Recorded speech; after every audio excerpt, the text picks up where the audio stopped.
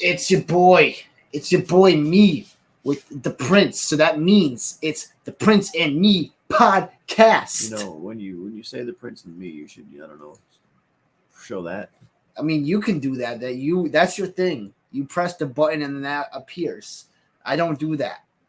I like to face the people. I like to look them dead in the eyes into their fucking soul as I'm speaking to them. Or if they're on audio, then they don't even know what the hell you're doing, so it's null and void. But anyways, it is episode 8.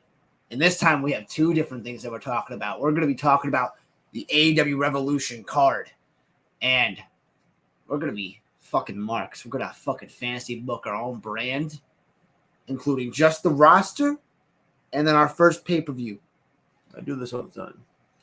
I mean, I do this as well, but yeah, we're gonna present it to you people. But yeah, overall in the landscape of wrestling this last week, other than the ending of a Revolution, I mean, I can't really think of that much that's What's happened. wrong with the Revolution? No, I mean, I'm saying in newsworthy topics of the last week. There's a newsworthy topic that we're filming this right after it happened. Darby Allin basically saying he's dead. Actually, that is case in point. Darby Allin is going to take a trip to Mount fucking Everest. Darby Allin basically just came in AEW and said he's dead. He's basically said this might be my last match and I'm going to fucking die. And everyone was just like, yeah, fuck yeah, Darby. And it was just one of the darkest. Okada debuted on AEW tonight at time of recording. That's all right. I mean, though he's immediately joined with Matthew and Nicholas Jackson after they beat up Eddie Kingston. So his debut is immediately just to turn heel. Yeah. Which is, I mean, I guess it gives him something as long as he's doing something in there. What is it? Hangman Adam Page has been suspended from the Elite, and then Kenny Omega has been fired from the Elite for not fulfilling his commitments. Mute my phone. Despite the fact that his commitments are taken aside because he's currently injured, right? I don't fucking know. I don't watch wrestling. Well, you did certainly watch this last fucking pay-per-view. Because it was free. Jesus, what a fucking... I mean, to be fair, I mean, the same thing. I wouldn't... To be fair, I mean, watching the actual pay-per-view, what I will say is it would be worth the $50 if we had paid.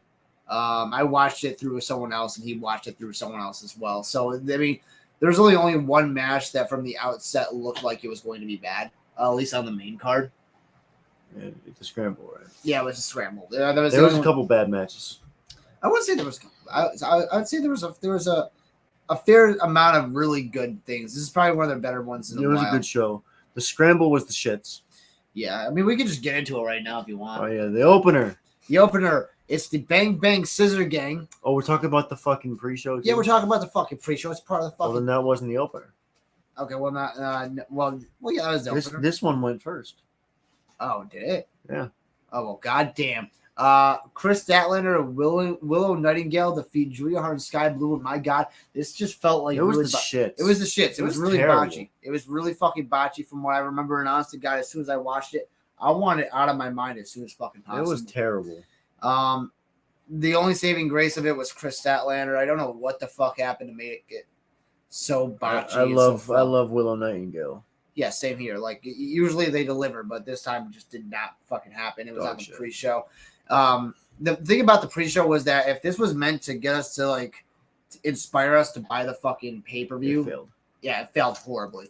The Bang Bang Scissor Gang face Jay Lethal, Jeff Jarrett, Satnam Singh, Willie Mack, and Private Party. This match was also the shits. Complete and utter shits. It had no actual fucking psychology behind it. I'm a fan of, out of the 12 people in this match, I'm a fan of 11 of them.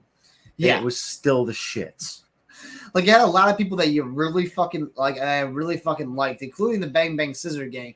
But to be fair, a fucking, what was it, a fucking 6-on-6 match? That's, like, next to, it's hard as fuck to do a 3-on-3 match. Yeah. So to do a 6-on-6, get everyone in and have it make sense. Which it made no sense. It was very sloppy, very botchy. That was terrible. Satnam Singh came in, did 2 moves, and immediately tagged right back fucking out. And then he fucked up Billy Gunn's fucking famouser. That pissed me off. Looked like the fucking shits. Not only did it piss me off because it looked bad, but it pissed me off because it's my finish. Yeah. So it's bad when Yeah, no, that's just really bad. That's really bad. These are not in order. This one is. Yeah. I remember the order though. The TNT Championship. Christian Cage, Danny Garcia. I got bits and pieces of this match, I watched honestly. the full match. I don't think there's anything too special. It wasn't bad though. It was like good match. I don't know. I don't think opener was the correct spot for it. It had been somewhere in the mid card. It had some interferences, but overall, like Daniel Garcia fucking showed up and crowd was into it. Yeah. So I mean, that's all that matters. I wouldn't have personally had it open the show, but it was pretty good. Right. I mean, though it could have landed on a random fucking Dynamite as well. I mean, yeah, that's what I would have done with it. Second was for the Continental Crown title, which doesn't even show on here. God damn, Bryan Danielson. Oh, it does right there. Okay, yeah. The Continental Crown. Oh, they are in order. Perfect. The Continental Crown Championship. Danielson and Eddie Kingston. Hot take. This was my favorite match of the night. I can agree with that. I mean, I can see that. I mean, or at least top two for me. I can see that, and I can agree with that because the other one, I feel like we have the same. Well, there's my top. My top three all kind of blends together. I loved all three of them. We'll get to the other two. Yeah, but this is one of them. Second on the card, I would have made this the open and swapped the two because this was really good. Because it was so fucking hard hitting, like as in like both these guys selling is next level. Yeah. Like it's like Eddie Kingston sells his right arm or one of his arms to a fucking T.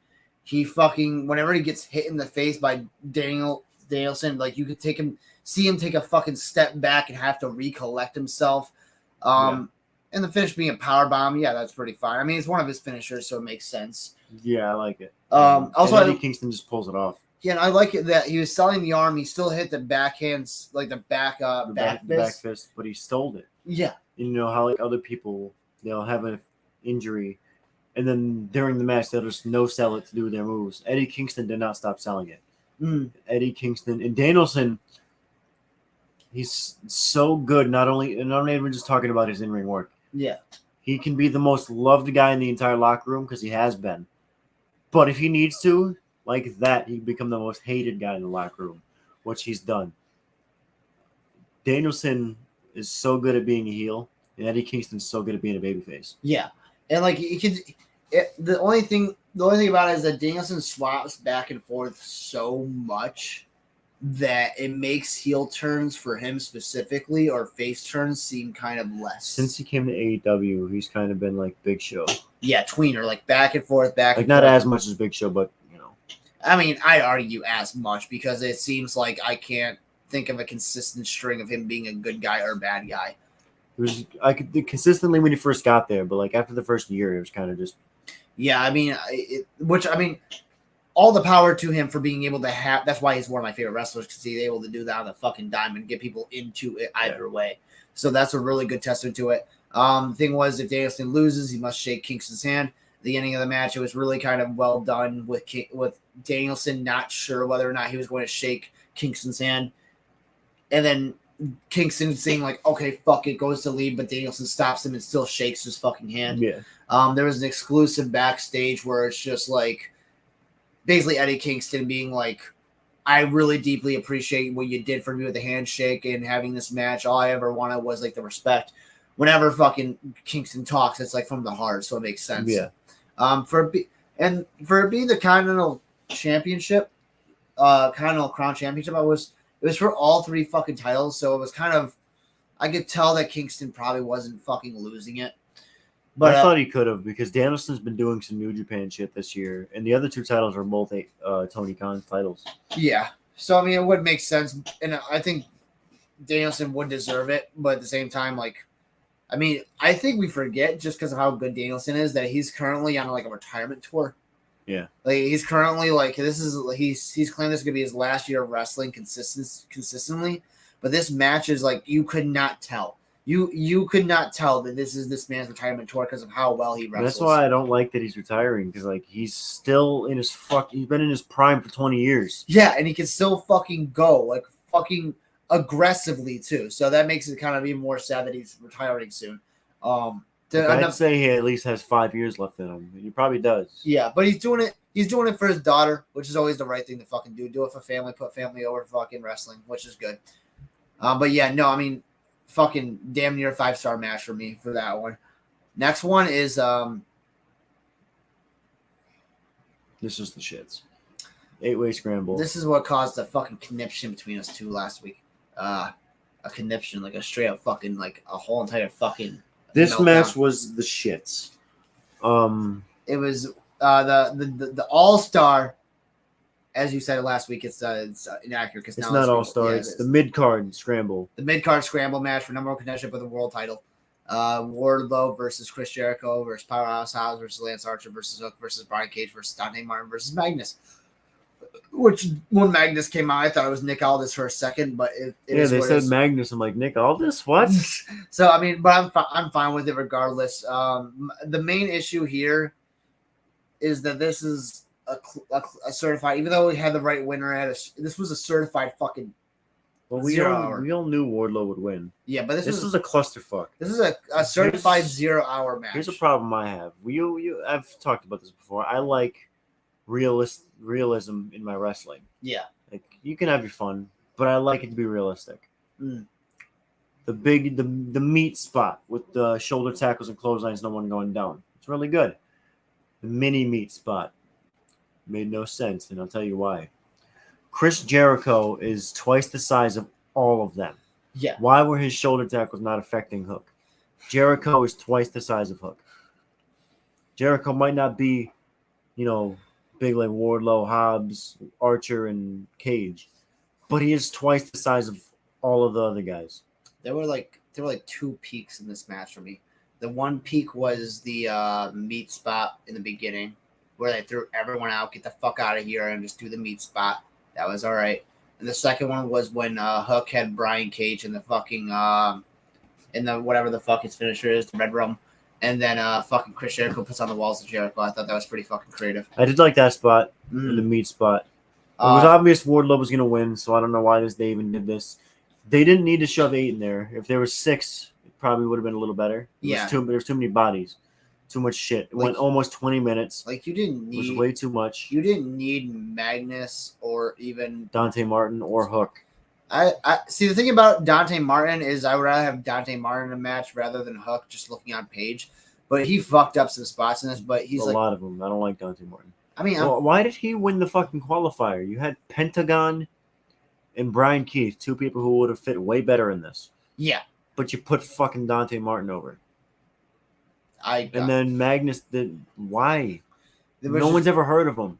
Why they had a qualifying match for a fucking 8-man scramble? Yeah, on Rampage. That's enough. That's enough of that one. This was a good match. Yeah, this next one's a good match. Roderick Strong defeats Orange Cassidy, and it didn't take any interference. That was a good storytelling. Yeah. Orange Cassidy is one of my favorite fucking wrestlers, and I didn't like him at first. Yeah. Because obviously, like I said, I like realistic shit in wrestling, and I didn't give it a chance. I started watching it and giving him a chance. Orange Cassidy is fucking good. Yeah. He knows what he is doing. And he was willing to take such a fucking disgusting spot in that corner. Yo, the Falcon Arrow on the buckle was insane. That was like the second most disgusting fucking spot of the night because I was genuinely scared for him. It wasn't the second. That was more disgusting. Yeah, okay, got you. That was probably like 3rd or 4th. We'll get to the other ones. Obviously, right winner. There's a story being told of Orange Cassidy being fucking taken down by Roderick Strong in a lot of different circumstances. Orange Cassidy decided having a fucking Texas death match against made no sense for the death match, but hey. Yeah, it made no sense, but at the same time, it got him to get beaten. Roderick Strong focusing on the back. Roderick Strong deserves this fucking win for just very quick too. Relatively. I mean, how long? I like it. Adam Cole. Roderick Strong has only been in AEW for like 4 or 5 months. Yeah, and they're doing something right with the international title of actually putting on another person. And I mean, honest to God, what is that? Roddy Strong can have a good reign like Orange Cassidy has. He can work. And Undisputed Kingdom needs that fucking power. So I mean, with building Undisputed Kingdom up, they've done the right thing by having Wardlow and Roderick Strong win their respective matches. Though I feel like with the Wardlow thing, I feel like they're kind of hot shotting the storyline being told between him and Adam Cole a little bit. I feel like they're hot shotting that. They could have maybe saved that for another fucking time, but it is what it is. After the match, after Roderick wins, A homeless guy walks in the ring. It's very fucking confused. I was Do so not fucking. ever disrespect Dude, he Kyle looked like O'Reilly a fucking that. homeless guy. If you He ever, looked fucking if homeless. you ever, No, he looked homeless. I was so. if Bro, you, and the entire car of us watching was so fucking confused about who the fuck this was. And then we saw it was Kyle O'Reilly. if you ever disrespect Kyle O'Reilly like that again, wearing the greatest fucking shirt in the history of wrestling, shout out Bull Nakano, by the way, going in the Hall of Fame. I don't know who the fuck that is. It's the guy, the chick we were talking about earlier. My bad. Yeah, no. I'm gonna beat the shit out. But I do like what they did after the match. I do like, because it wasn't like an initial, like, it was a hug. They're cool, but they're like, hey, take the Undisputed Kingdom shirt, and then he was like, nah, sorry. Whispers something in his ear, walks away. I thought that was a nice bit of storytelling. So overall, really a great match and a good fucking builds interest for the next Dynamite. No, this is the only match I didn't see right here. Match 5. This is the match I fucking got in and out of. Okay, it was the Blackpool Combat Club, John Moxley and Claudio Castagnoli versus FTR, Dax Harwood, and Cash Wheeler. I didn't see any of this. I was taking a shit. Not because I disliked them, because I couldn't hold it anymore. And mind you, the context of me watching this was a car ride back from North Carolina. We were just all watching it. For some godforsaken reason, I don't know whether or not it's because there was no title online or I just didn't get the story. I was just in and out of this fucking match. Yeah, there was one spot I thought was creative where they're setting up for like a doomsday device, like FTR is, and then I believe Cash jumps off the top rope, and then fucking Claudio catches him halfway and then turns it into a power slam as he's falling down. I thought that was pretty creative. But other than that, again, Moxley, it's basically LOL Moxley wins. Like LOL Cena wins. It's like, okay. Like John Moxley's gonna win. Blackpool Combat Club won? Yeah, Blackpool. I didn't even know. And like, I went into this not caring about this match. I knew it was gonna be good. Yeah. Because look at the workers involved, but like I just didn't care. And then one other spot I realized was fucking Dax Harwood taking the post with his shoulder and then coming back up bloody in the forehead. Makes sense. Yeah. So nothing really much to say there. Next match is Toni Storm defeats Deonna Purrazzo and retains the title. Another match that was like, I liked because Toni Storm came out and it was like Mariah May was acting like her former personality. That popped me. Like that got me for a second, but the match itself, it's a problem that fucking AEW has where like they'll have a fucking heel. They'll have a heel and the crowd is fucking behind the heel, but they still set up the match like it's the fucking heel. Like they still set up the match like it's heel versus face when it's clear as day that the crowd is fully behind the heel. So it makes the finish of this match was distraction by Luther, and then fucking Toni Storm uses like fucking brass knucks or something like that to fucking knock out fucking Deonna Purrazzo, get the fucking win.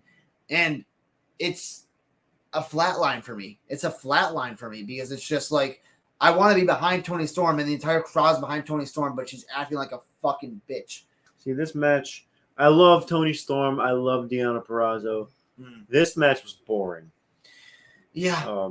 Especially just because, I mean, Toni Storm went back to her old way of wrestling, but like there was nothing really there's not a lot of character work in this match from what I remember that made it really all that defining or interesting from a normal wrestling match. It was very boring for me. I love them both, but the only entertaining part for me was the entrance with Toni Storm. You kind of peaked there. But again, I'm glad Toni Storm is the champion. It's just I wish she was treated as a face. Like it took them a whole entire month to realize Swerve Strickland should probably turn face, and that's pretty bad. Next match is. No, this is one of my other 3 matches. Like I have a 3-way tie match of the night. This match is in there. Will Ospreay versus Konosuke Takeshita. I was really encapsulated by this entire match. It had another fucked up spot where it was going for like the brain buster. This is the scariest spot of the night. Brain buster, and then fucking like Konosuke fucking accidentally like fucking leans forward a bit and then fucking clips the turnbuckle, clips fucking Will Ospreay in the lower half right here, right next to like the kidney or spleen. Scared the absolute hell out of me. This was the most scary spot of the night. It's kind of like if you see a Will Ospreay match, you kind of get what you're getting. It's going to be really fucking good, really high pace, a little like a lot of no selling. But overall, you're going to get a very entertaining match. And this is what this was to me. But there were so many spots in it that to do a play-by-play is kind of hard because everything kind of just... All I know is it was fucking snug. Some of the fucking goddamn the forearms were snug as fuck. The kicks were snug as fuck. After that spot, the knee to fucking Ospreay was snug as all hell. Obviously had the right winner with Will Ospreay winning because he's just made it into AEW officially. And then the only other thing I can really note about it is afterwards it was him and Kyle Fletcher in the ring, and as they're hugging is the graphic coming up that they're gonna face each other on Dynamite. The thing with this match going into it, I'm not a big Will Ospreay fan, but I'm not gonna say he's a bad wrestler. He's a great wrestler. There's other, different day, different time reasons why I don't like Will Ospreay. But I even went into this match knowing this will likely be a match of the night, and it was in my 3-way tie. And honestly, God, for as kind of deflated as I sound, it is one of the match of the nights for me as well. It's just because, but it's just kind of like it's overstimulation in a sense, like where it's just so much getting thrown into your fucking brain. They had a little bit of psychology with Will Ospreay taking the heat a bit, but there's just so much going into my brain that, again, to do a play-by-play is kind of next to impossible. Yeah. This was a good match. Next match is, again, this one I can probably define more because they had more of a story. The triple threat for the AEW World Heavyweight Championship. It was Samoa Joe defeating Swerve Strickland and Adam Page. Fucking amazing storytelling with Adam Page doing everything in his goddamn fucking power to make sure that Swerve does not win the title, even if it means costing himself the match. A weird spot was Samoa Joe breaking up a pin 3 times in a row. I'm not sure if that was meant to play into the story at all. I feel like it would have been more effective if Hangman Adam Page broke up the pin 3 times in a row. I feel like that would have added a bit more. The part what I got out of Joe breaking the pin 3 times in a row was him protecting his fucking title. No, that makes sense too. That makes sense too. I like, so storyline wise, that does make sense for him wanting to keep his title. They did a really good job for the triple threat of isolating 2 people at a time. They had me thinking Swerve was gonna win. Like at the very end, him hitting the fucking what is it called? His finisher, the fucking kick. I don't know. Like the kick to the face on Samoa Joe and then on Hangman Adam Page and pinning Page. I was like, maybe he's gonna win. Only other thing I could say is the finish was Hangman Page, Samoa Joe fucking locking in the Kimura lock as Hangman's looking. And then locking in the Kimura lock and then fucking tapping. The Kimura lock, not the Kimura lock, the fucking chokehold, whatever the fuck it is. The Coquina Clutch? The Coquina Clutch. The Coquina Clutch. Locking that in and then tapping. I feel like that would have made for more effective storytelling if, while that was locked in, Hangman Adam Page was looking at Swerve Strickland, and as soon as it was locked in, just immediately fucking tapping. I feel like that would have made more for the storyline. But at the same time, again, a really good match. A lot of fucking buckshot lariats. Like 2 or 3 buckshot lariats. They were all on Joe. All on Joe. I like how, again, kind of a reverse calling, but in the beginning of the match, Swerve Strickland immediately goes for like a fucking middle rope springboard, and then fucking Samoa Joe just walks out the fucking way. The start of the match was good, but Joe just... It was like a shine almost for Joe. Yeah. Just comes in and just beats the shit out of both of them. I love Samoa Joe. And in a way, I really wanted Swerve to win the match, but at the same time, I'm not upset about Samoa Joe. I love Swerve, and I want him to be the guy to take it from Joe. Yeah. But I wanted Joe to win because at this point, he'd only been champion for 84 days. I don't like super short title runs with the world title unless they're necessary. They've set up a really good context for me if I don't want, like, the person I least want to win the title is Hangman Adam Page. Because I wanted that even before he got into the title picture. Ever since I used to love Hangman, and then since his world title run, I haven't been feeling him. I still do. I still do. Just, I mean, I would really like to see him pick up the world title again, but not right now, which means they've set up two other people I'd rather see have the world title, which is a good thing. Because a year or two ago, I could not see Samoa Joe or Swerve Strickland winning the title if they were even in the company. Yeah, Joe won it pretty quickly. Yeah, and then they've done great with building up Swerve. So this Swerve, I don't want to compare it, but it feels like fucking Danielson almost, just in 2014. Yeah, but they're not trying to force Swerve away from us. That's why it doesn't feel like it, but it does because it was all the fan reaction that got him up there. Yeah, exactly. And it's only feeling forced away from us by the storyline, and it actually working in the storyline where he can come back around. It's not like they're just trying to shove him down in the mid card. Yeah, or it feels like anything too external. Then good on them for having Hangman be the guy to tap and not Swerve. Yeah, exactly. That shows that Joe didn't beat Swerve. Right. Joe barely escaped with his title, and the only reason he did it is because Hangman didn't want Swerve to win, so Hangman quit. I just love that storyline. Also, another point, sets it up. For another point in this match that I fucking love was Swerve almost winning, and then Hangman just grabbing the ref and just fucking throwing him out the fucking ring, and then beating the shit out of the one ref, and then beating the shit out of the other ref. Like, it was after the fucking pin was done. Hangman did not need to beat the shit out of the ref, but he's still like, he beat the fuck out of him. I feel like that was really fucking hilarious to me. So really nice done. Again, a good match. One of the three great matches of the night. Well, that wasn't even in my top three. I like it, but yeah, this main event right here is in my top three. Oh, okay, got you. Actually, no top. Okay, yeah, no top four. I mean, there's a lot of good matches on this card. Main event. It kind of goes without saying that I feel like this was kind of perfectly fucking done. Sting's last match, this fits. Yes, Sting and Darby Allin defeating the Young Bucks to retain their titles.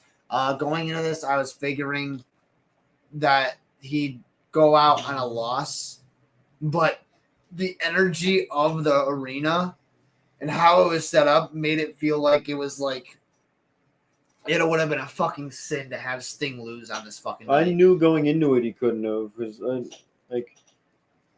the only way I would have had Sting lose his final match, I thought up until they won the titles, I thought it was going to be Sting Darby 1-on-1 and Sting putting over Darby. Yeah. When they won the tag titles, I'm like, okay, so they're going to lose the titles in their last match. Who are they going to lose them to?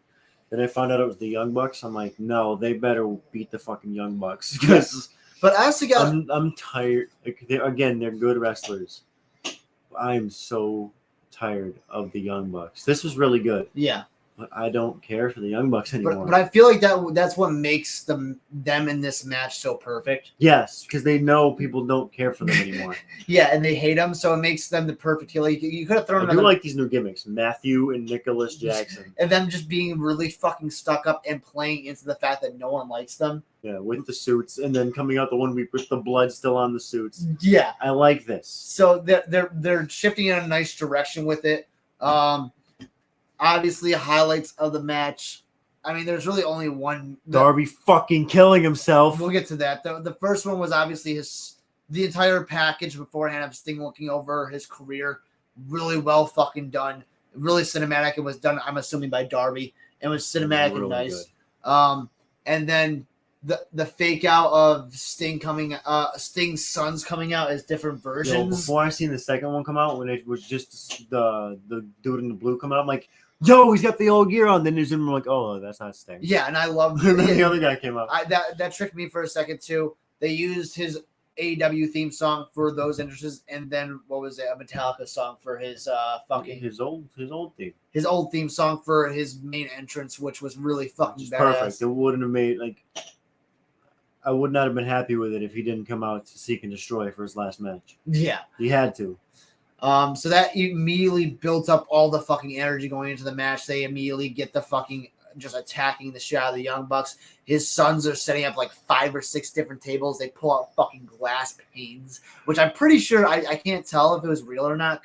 Tempered. They're what? Tempered. So it's like it'll break a little easier, but it's not sugar glass, so it'll still cut you.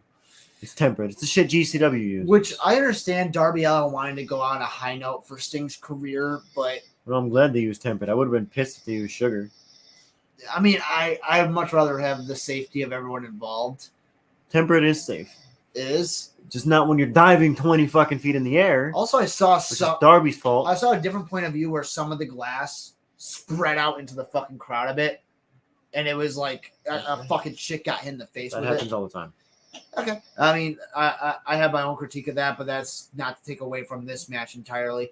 The spot itself, I think, was understandable for Darby's point of view of wanting to make it big, but I feel like it was just stupidly dangerous. I would have done it, but it was stupid. Like, I'm a deathmatch guy, and even that was rough for me. Yeah, my point of view is just like you don't know how the glass is gonna fucking break. Like, so you don't know how it's gonna break, and you don't know if they're like. Here's the thing with that glass: tempered glass is safe, but most, like GCW uses that, and you didn't see any super crazy cuts at GCW. Right. You have, but not at the show we were at. Yeah.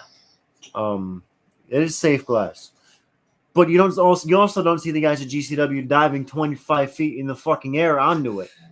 And then my favorite part, it might sound fucking sadistic, I don't give a shit. My favorite part was like the thought in my mind of like Darby Allin being out of the ring for 10 fucking minutes. So they have 2 shots of Darby Allin just starting to bleed.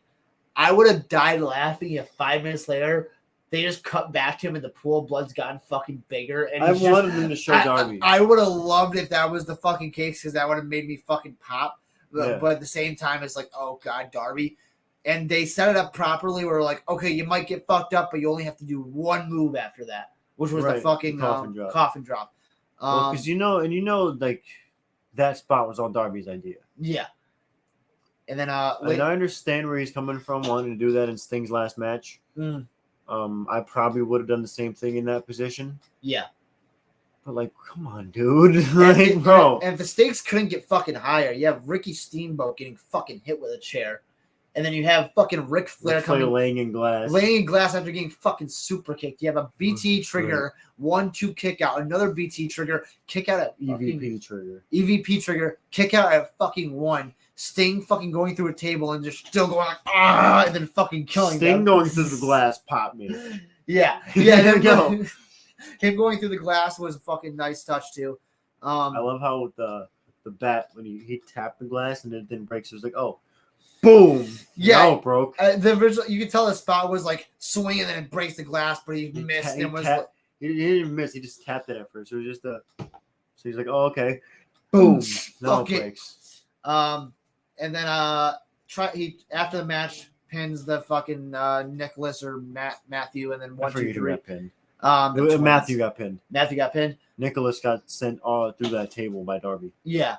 That was a crazy bump too. Not a crazy bump, but it was a cool bump.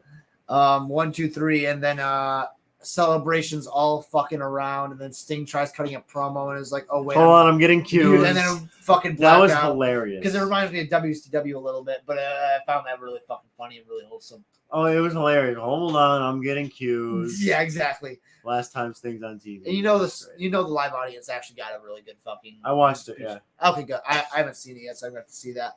But it was really nice. Overall, he tried to make it not about himself. Like he wanted to thank Tony Schiavone and all the other guys, and he tried to get Schiavone in the ring, and Schiavone said like, "I'm not getting in the ring. This is your moment, but do you guys want one last? It's Sting," and he gives it for the crowd, and then he sits back down.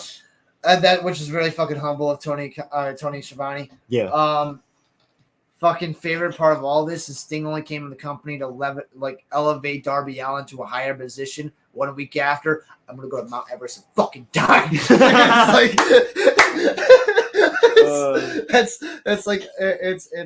is what it is though.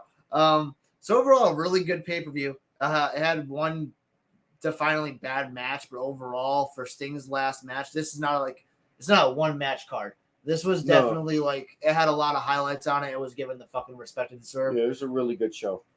Yeah. So AEW did a really good job. I can't be really mad about the scramble. As much as it was boring and went way too long. Yeah. Can't be mad. It was a good show. Yeah. And they even the women's match, good story, just a little boring. And all I can really say is all I really care about when watching a wrestling show is seeing if everyone involved fucking cares. And everyone involved in that knew how to wrestle and cared. text. What was it? Nick Gage has sent someone of ours a text. Anyways. No. But yeah, overall, was not disappointed by the watch at all. I was actually quite really fucking happy about it.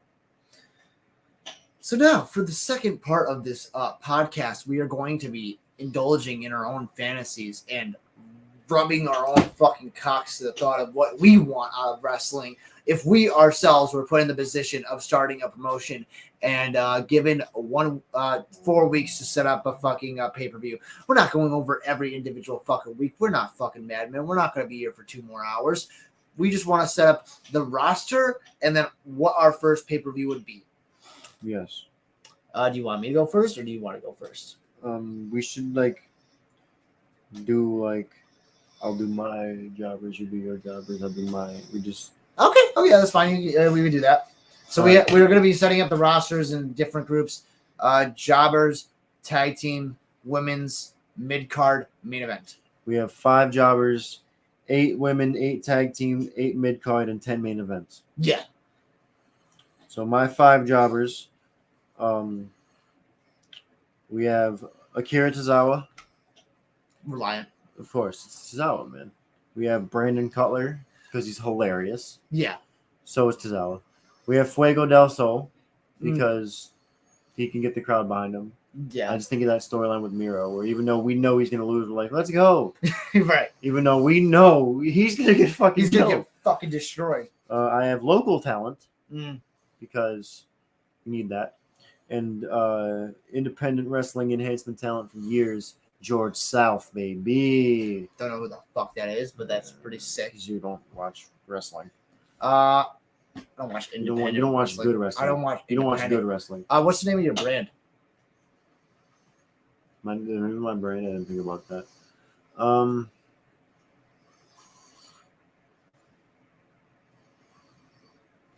Outlaw Mud Show bullshit. And the name of my brand is gonna be MeCW. That is fucking amazing.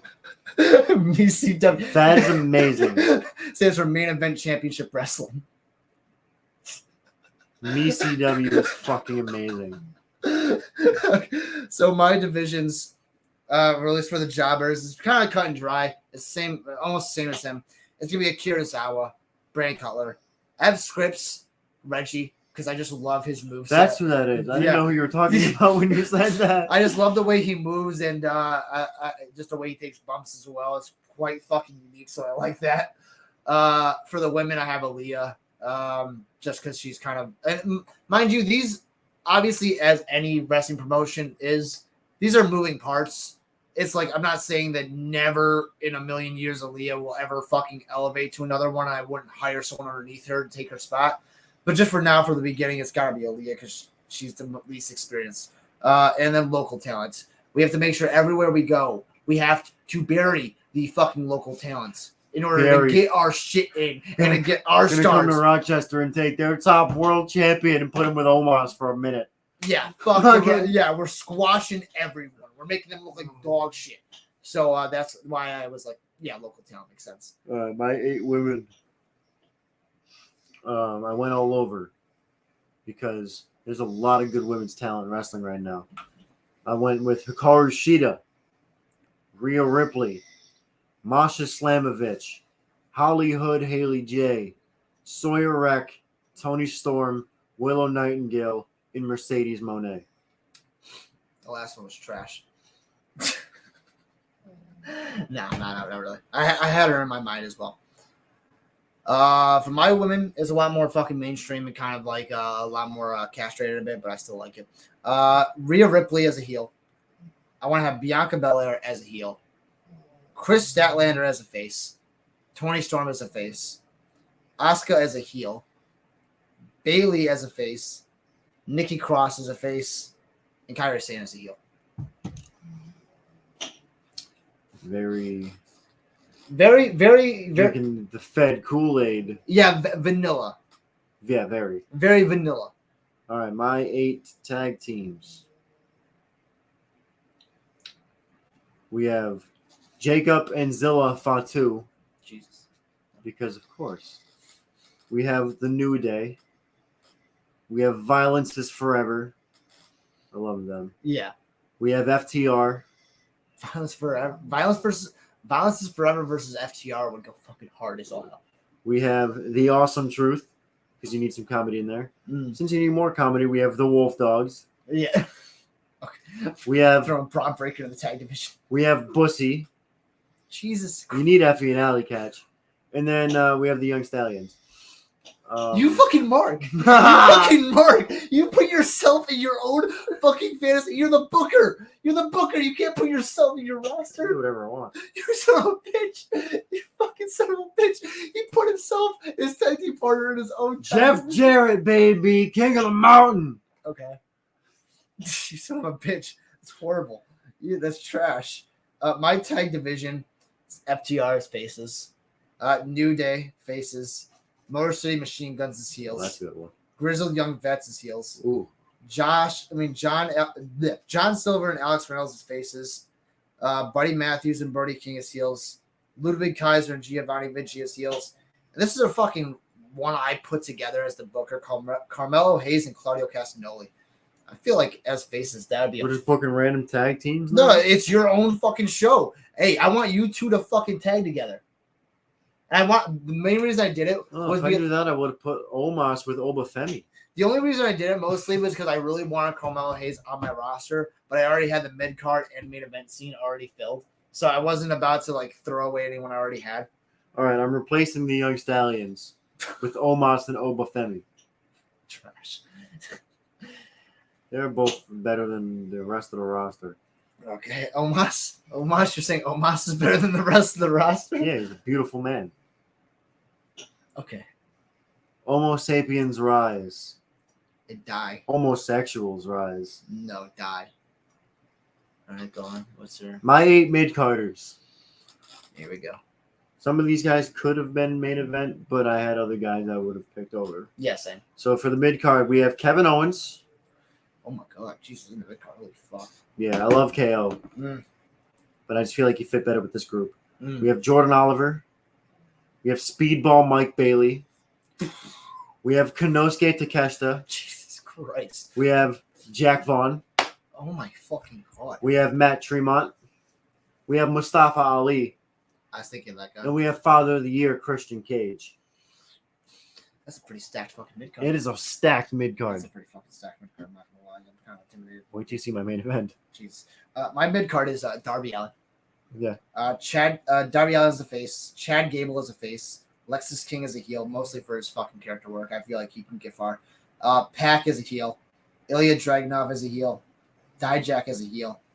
Josh Alexander is a face. And Wesley is a face. Okay. I like the addition to Josh Alexander.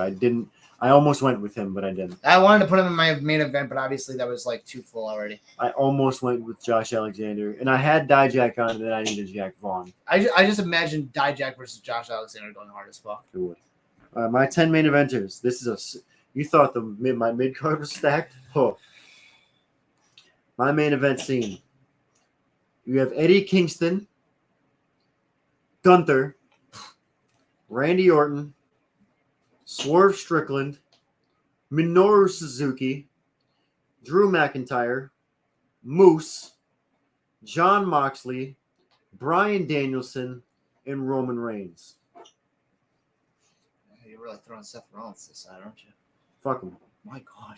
Jesus fucking Christ. Yeah, that's fair. I didn't even think of Randy Orton, which is kind of a no on my part, but yeah. Major L on your part. My main event.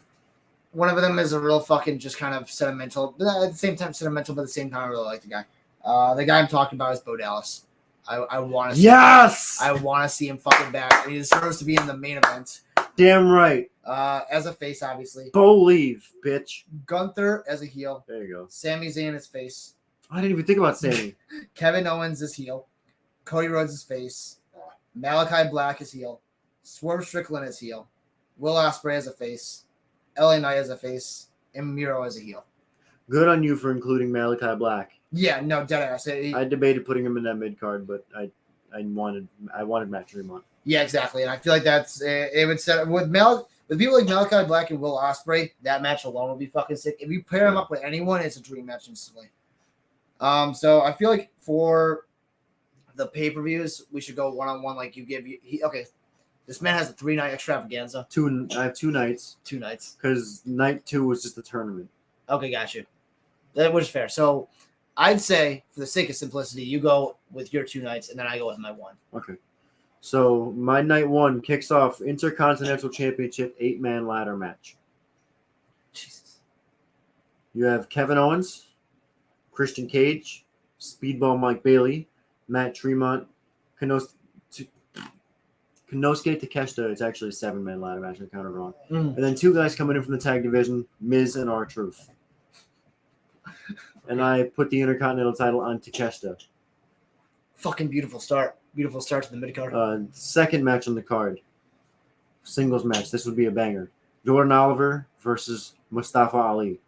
Okay. That would go hard as fuck. And I put Ali over. Mm. I love you, Jordan, but no. Tag team turmoil. 5 teams for the tag titles.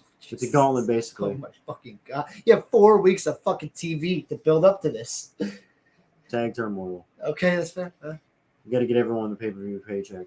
Jeez. I take care of my roster. That's fair. That's fair. You got the Wolf Dogs, Jacob and Zilla Fatu, the New Day, FTR, and Omos and Obafemi. And you put Omos and Obafemi over. You were gonna have the Young Stallions go over? No, I was gonna have the New Day go over. Oh, okay, I thought for a second you were gonna have the Young Stallions go over. No, I was gonna have the New Day, but then I added these 2 as a team. So Omos and Obafemi in my tag team. I would have fucking popped. See, it says New Day. I would have aggressively popped so hard if you said Young Stallions over. Fuck no. I would have fucking been like, you fucking ass. No, I'm not putting us over. Okay, You got a 4-way for the women's title. All right. You have coming in from the tag division. You have Ali Catch. You have Masha Slamovich. You have Mercedes Moné, and you have Hikaru Shida, with Mercedes Moné going over. Mark. Hey, I'm not. At least I'm not one of the Sasha Banks stands on Twitter. They're so annoying. Semi-main singles match. Jack Vaughn versus Effie. That would bang. That would bang. That would really fucking holy shit. That would bang hard, and I have Effie over. I just imagine all the comedy spots that Jack Vaughn would be willing to do with Effie. Like that would actually be really fucking hilarious. It'd be hilarious, yeah. And then in the main event of night 1, qualifier for the world title tournament, whoever gets the last spot in the tournament, you have Moose versus Eddie Kingston versus Gunther. And Gunther goes over. Obviously, yeah. So on night 2, we get to the tournament. It's just for the world title. Round 1, Randy Orton, Gunther. Gunther's over. Swerve Strickland, John Moxley. Swerve is over. Minoru Suzuki, Drew McIntyre. Minoru's over. And then Roman Reigns, Bryan Danielson. Danielson's over. As should be, yes. Round 2, Gunther, Swerve Strickland. Gunther's over. Minoru Suzuki, Bryan Danielson. Suzuki's over. Jesus fucking cool. In the finals. In the finals for the world title. Gunther, Minoru Suzuki. Suzuki's over. Murder Grandpa. God. Their fucking chests are going to be beat fucking purple. Suzuki, and this is after Suzuki had a match with Danielson. Jesus fucking Christ. And he had the match with Drew McIntyre. Murder Grandpa over strong. I gotta say, that would sell more than a few tickets. That would sell. That's selling out stadiums. That's selling out the fucking goddamn Wembley Stadium. Selling out stadiums. We have to turn people away at the door. Jesus fucking Christ. No, really good fucking card. Really good fucking card. Mine is a one-night extravaganza. 11 matches, AEW, Double or Nothing, 2022. Also, wait, what was the name of your event?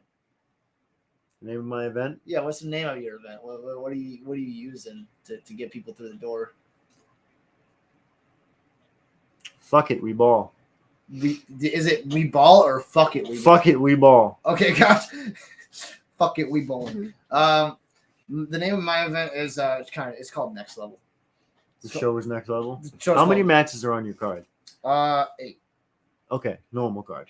Yeah, no, very normal. You said a one-night extravaganza. I thought you were going AEW 13-match card, baby. No, that's fucking ridiculous. I want to keep people entertained. I have a pre-show scramble.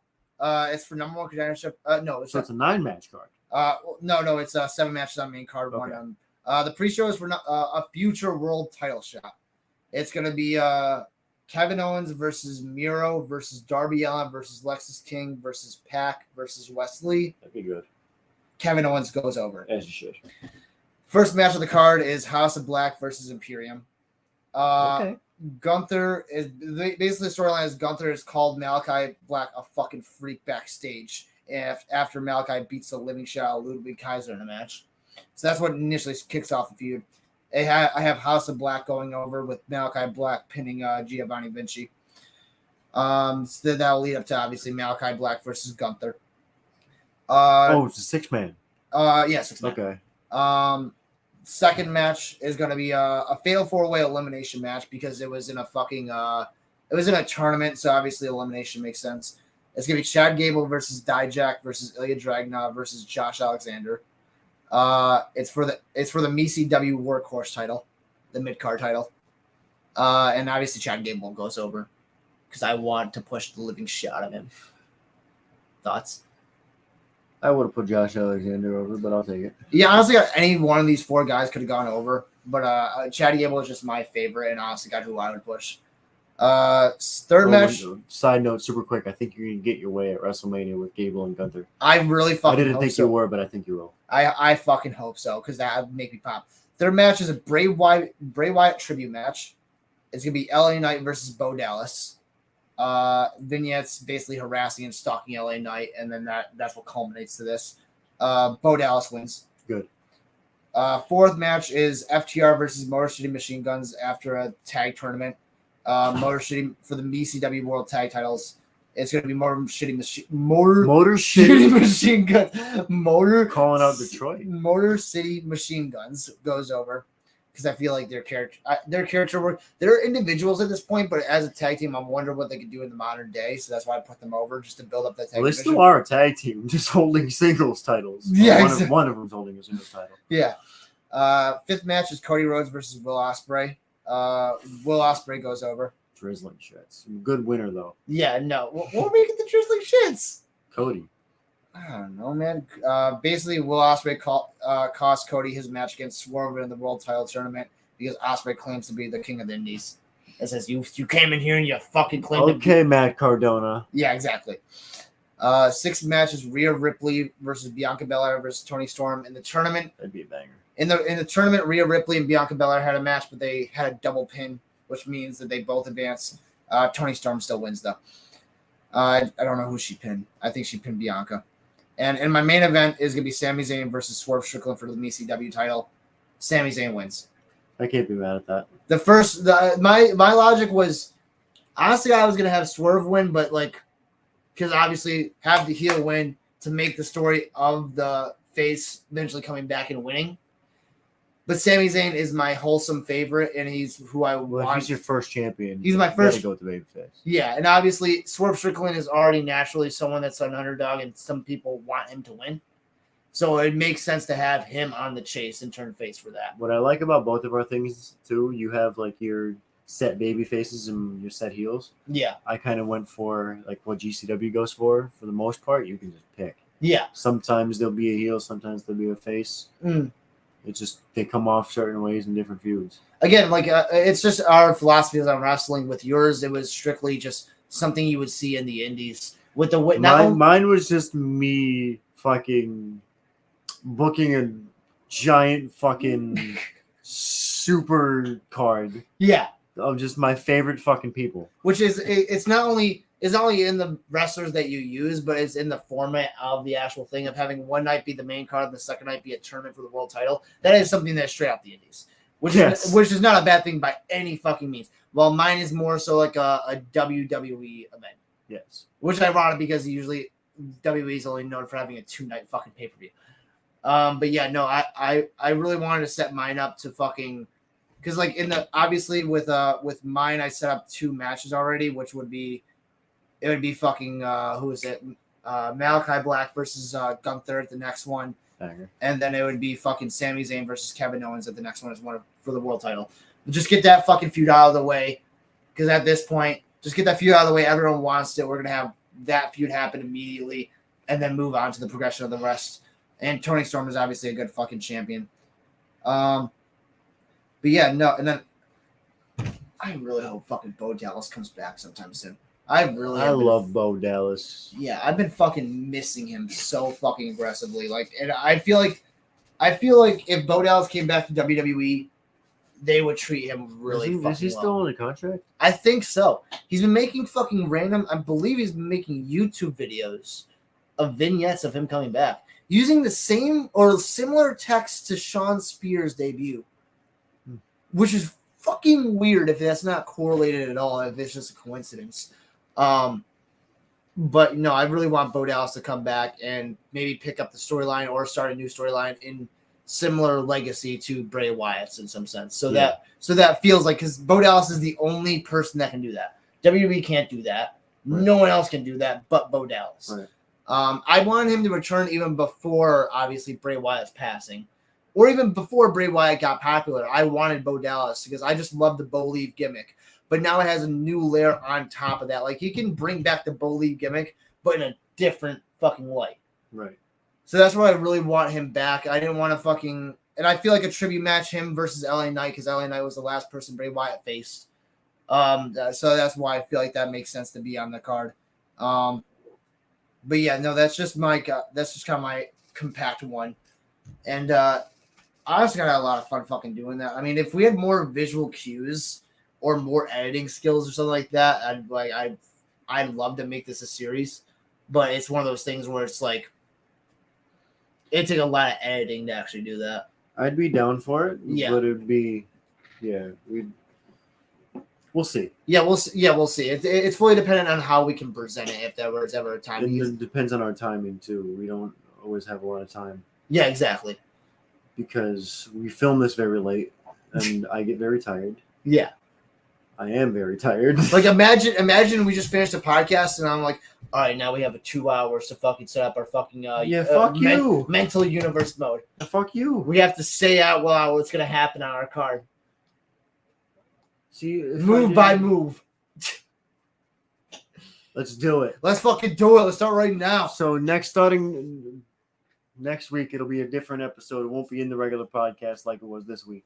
Yeah. But we are making this a series now. I'm going to change this so there's a backwards cap, so that I think that's my cue to go. What?